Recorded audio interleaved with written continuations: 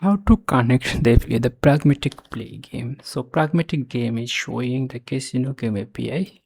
So this is the Pragmatic Casino Game API. So we are importing from the main site via API connection.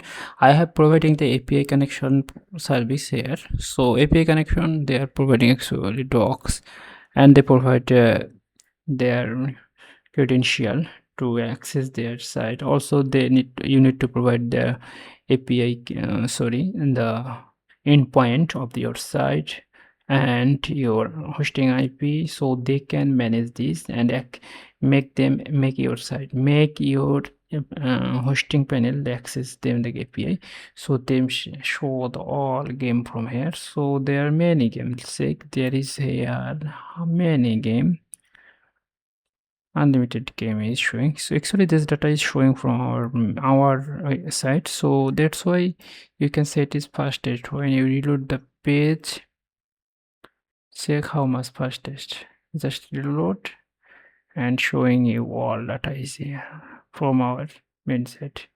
So actually import it for the all game from the one time and show the each game from here. Also you can play. So I am manually putting that each game image file. So some of our team working on it, so they are putting the image.